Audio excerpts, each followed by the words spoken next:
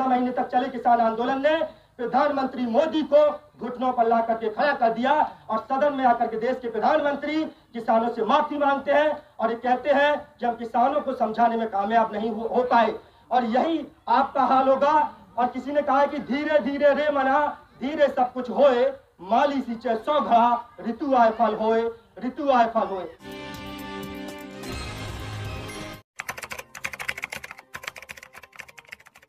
बता दूं कि शासन और प्रशासन पूरी तरह से आपके इस आंदोलन से डर गया है। और किसी ने कहा है कि अपने रहनुमा की अदाओं पर फिदा है दुनिया यारो, इस बहती हुई दुनिया को संभालो यारो। और कौन कहता है कि आसमान में सुराख हो नहीं सकता, एक पत्थर तो तबीयत से उछालो यारो, एक पत्थर तो तबीयत से उछालो यारो। और फिरियाबाद के लोगों ने ये साबित कर दिया है, वो पत्थर जो है तबीयत से उछाल दिया है। अभी कुछ देर पहले मेरी बहन जो है सुना रही थी कि लहरों से डरकर नौका पार नहीं होती और कोशिश करने वालों की कभी हार नहीं होती, कोशिश करने वालों की कभी हार नहीं होती। और कोई लक्ष्य इंसान के साहस से बड़ा नहीं, कोई लक्ष्य इंसान के साहस से बड़ा नहीं, हारा वही जो लड़ा नहीं, हारा वही जो लड़ा नहीं। मंजिल मिल ही जाएगी भटकते ही सही। जो लोग ये सोच रहे हैं ना घरों में बैठे अभी तक घरों से नहीं निकल रहे हैं, तो कहा कि मंजिल मिल ही जाएगी भटकते ही सही। अरे गुमराह तो वो हैं जो घरों से निकले ही नहीं, गुमराह तो वो हैं जो घरों से निकले ही नहीं।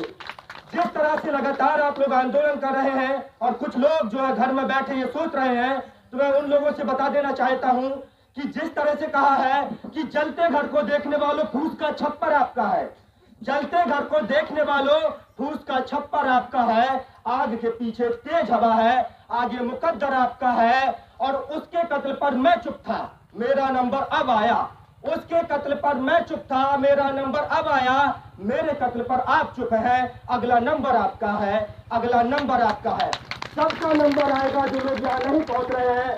और मैं कुछ बात कह देना चाहता हूँ लगातार कंदरापुर के ऐसे जो शासन प्रशासन की बात करते हैं, यहाँ पर कानून का पाठ पढ़ाने की बात करते हैं, धारा 144 लगाने की बात करते हैं, तो मैं उनसे पूछ लेना चाहता हूँ धारा 144 कब और किन परिस्थितियों में लगाई जाती है। धारा 144 1973 सीआरपीसी का कानून कहता है कि धारा 144 उन इलाकों में लगाई जाती है जहां उन्माद फैलने का खतरा हो, जहां हिंदू मुस्लिम राइट्स, जहां दंगा फैलने का खतरा हो, जहां पर भीड़ अहिंसक हो जाए। कंदरापुर थाने के ऐसे मुझे बताएं, क्या ये लोग जो है गांधी के बताए रास्ते पर अहिंसक तरीके से आंदोलन कर रहे हैं? कब इन लोगों ने जो है अहिंसा का रास्ता अपनाया है? जब जहां 5 लोग से ज्यादा इकट्ठे हो जाते हैं वहां पर धारा 144 का उल्लंघन हो जाता है। और यहाँ पर सैकड़ों लोग जो है लगातार आंदोलन कर रहे हैं, रोजाना धारा 144 का उल्लंघन हो रहा है। आप जो है केस करिए इन लोगों के ऊपर, लेकिन लगातार हमको डराने की कोशिश की जा रही है, लगातार इन लोगों को डराने की जो है कोशिश की जा रही है। और जो लोग ये कह रहे हैं बाहरी और भीतरी का लगातार ये बताया जा रहा है कि लोग जो है बाहर से आ रहे हैं, तो मैं उनसे पूछना चाहता हूँ, क्या खिरियाबाग पाकिस्तान के लाहौर में है? क्या कराची में है जो वीजा लेकर के आना पड़ेगा, जो वीजा लेकर के आएंगे? क्या ये देश अगर हमारे गांव में हमारे घर में आग लगती है तो क्या हम ये कहते हैं कि जो है इसी गांव के लोग आग बुझाएंगे?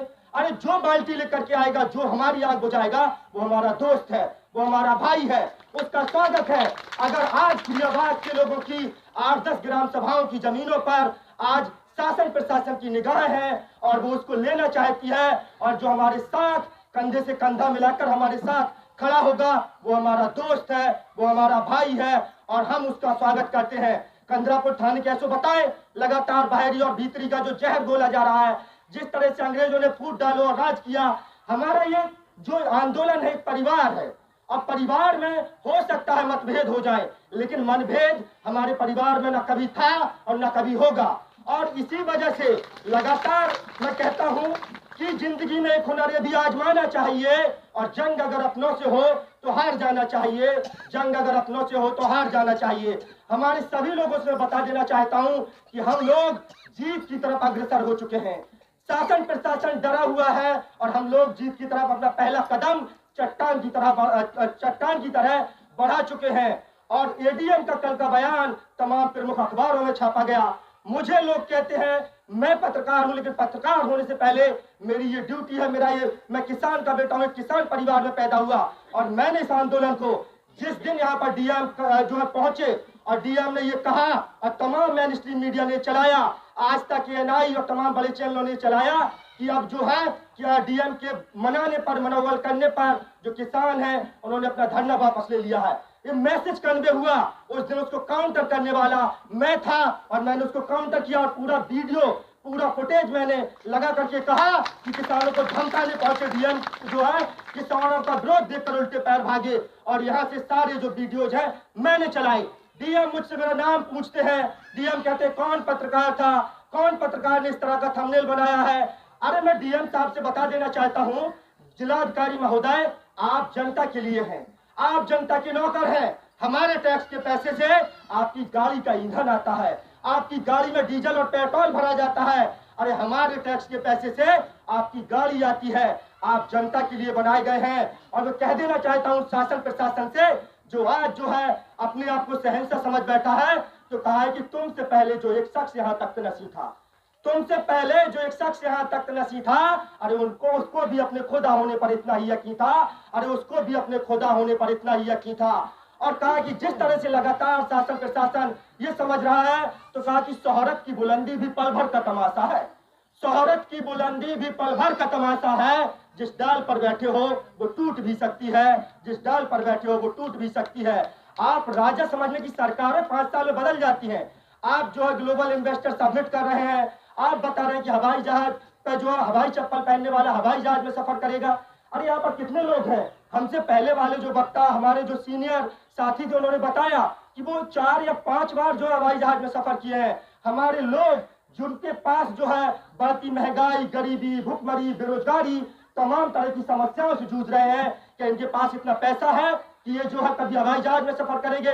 जो व्यक्ति ट्रेन का टिकट नहीं ले पाता है ढंग से, आपने जो है नए बजट में रोडवेज का किराया बढ़ा दिया है, 24% किराया बढ़ाकर आप कह रहे हैं कि हवाई जहाज में सफर करेंगे। अरे इन लोगों को सपना दिखाया जा रहा है। और जैसा कि मेरे साथी ने पहले बताया, एक नियत टाइम पर आपका जो मुआवजा मिलेगा, जो सर्कल रेट से ज्यादा दिया जाएगा, लोक लुभावने सपने दिखाए जाएंगे, मुंगेरी लाल के हसीन सपने दिखाए जाएंगे, लेकिन हमको उन सपनों में बिल्कुल नहीं आना है।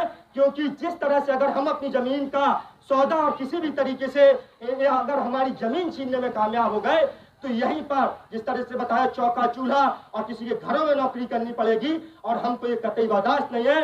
हम इस जमीन के मालिक हैं और हमको इस जमीन का मालिक बने रहना है, ना कि नौकर बनना है। और आप सभी लोग, जो लोग यहाँ पर आ रहे हैं और जो लोग नहीं आ रहे हैं, मैं उनसे कह देना चाहता हूँ, आप लोग आइए, अपनी जनसंख्या बढ़ाइए, अपना जो है जनसंख्या बल दिखाइए। क्योंकि शासन प्रशासन आज बैकफुट पर, जो डीएम हमसे बात करने के लिए राजी नहीं था, जो सरकारें हमसे बात करने के लिए राजी नहीं थी, जो एडीएम जबरन जो हमारी जमीन जो है लेने के लिए तैयार थे, चोर दरवाजे से सर्वे किया जा रहा था, रात के समय जो महिलाओं पर लाठीचार्ज किया जा रहा था, वो आपके धरना में पहुंचता है और आपके धरना को संबोधित करता है। और वो डीएम में कहता है कि अगर आप लोग सहमत नहीं होंगे तो आपका घर, मकान, आपकी जमीन, आपकी दुकान नहीं दी जाएगी।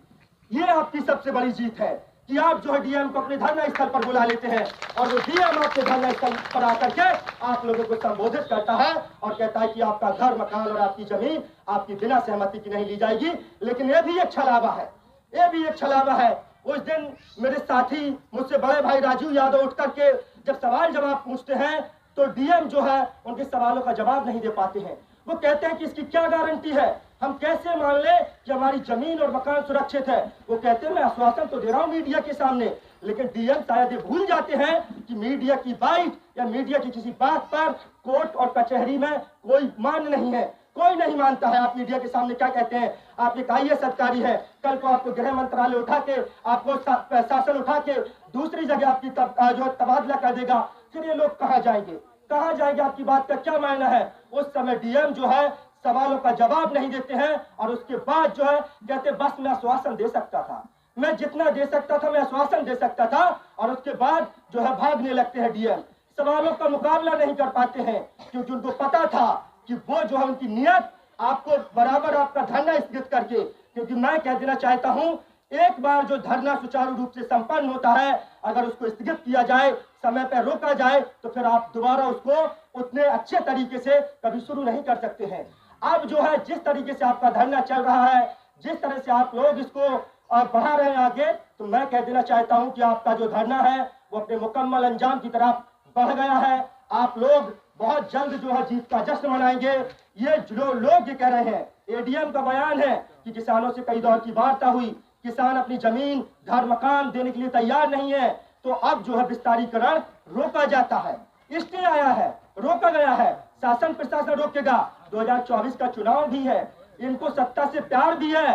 जिस तरह से 14 महीने तक किसान आंदोलन ने ये साबित कर दिया कि कोई भी जंग जीतना बहुत बड़ी बात नहीं, और 14 महीने तक चले किसान आंदोलन ने प्रधानमंत्री मोदी को घुटनों पर ला करके खड़ा कर दिया, और सदन में आकर के देश के प्रधानमंत्री किसानों से माफी मांगते हैं और ये कहते हैं कि हम किसानों को समझाने में कामयाब नहीं हो पाए। और यही आपका हाल होगा। और किसी ने कहा है कि धीरे धीरे रे मना धीरे सब कुछ होए, माली सींचे 100 घड़ा, ऋतु आए फल होए। हालांकि मेरे बाद और भी वक्ता है तमाम, वक्त बहुत कम है, वो लोग भी आपके सामने बोलेंगे। आप लोगों का बहुत बहुत शुक्रिया, आभार। संचालक महोदय का बहुत बहुत शुक्रिया, अध्यक्ष महोदय का बहुत बहुत शुक्रिया।